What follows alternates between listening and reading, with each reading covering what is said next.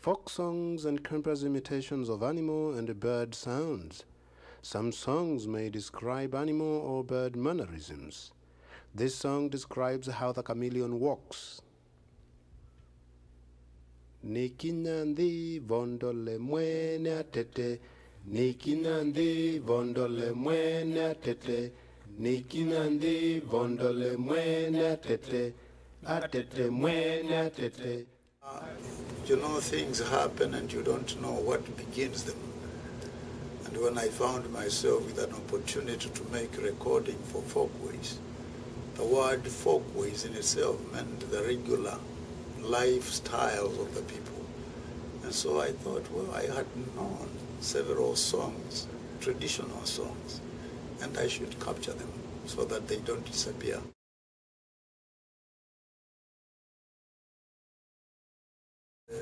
But the major purpose of making the records was not necessarily to make money, but to capture the song.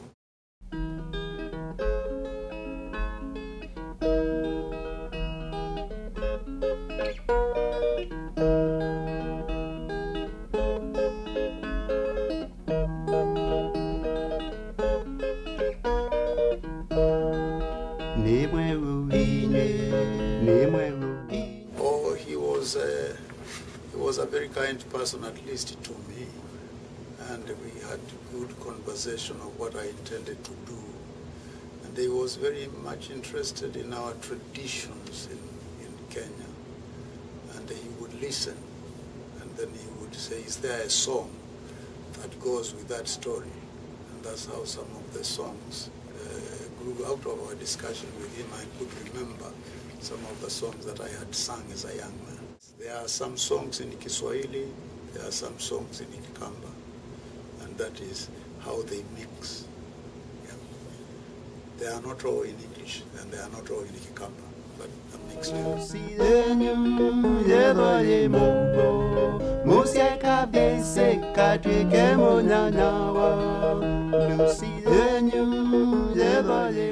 And in the process of teaching them Kiswahili and trying to impress upon them that it is not a very difficult language, we find ourselves trying to intermingle the instructions with a little bit of a song. And that somehow, some of the songs grew out of that experience. It was quite an exciting experience, and it contributed a lot to our thinking and to our acting and to our interaction. That gave some movement to the development of the songs and the idea that they should be recorded so that they don't get lost.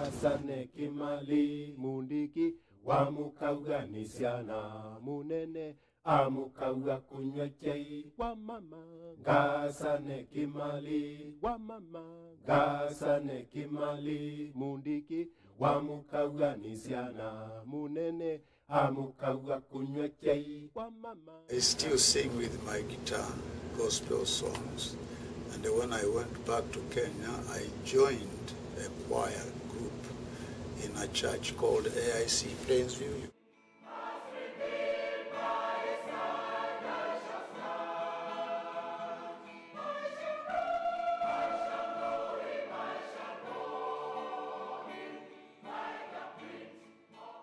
There are things I learned as a child, hearing from other people and hearing also from the church goers as they worship. I learned some of those songs.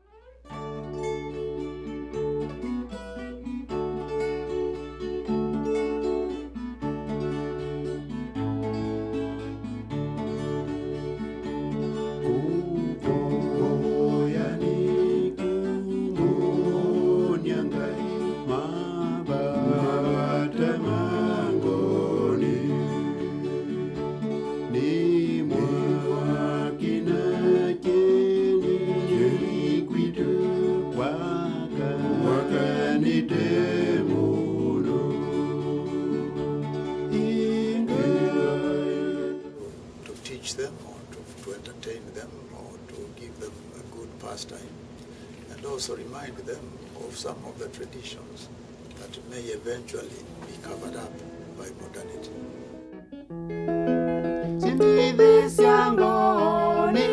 Iti Kotanda vasya sanzo Ugukatwiko Ugukatwiko Mwamwendwa Ugukatwiko Ugukatwiko Mwamwendwa Ugukatwiko Usuti udhoni witu Ni makoani mwa. I think they are very important myself. I listen to them and say, oh, that was something. And there's still something.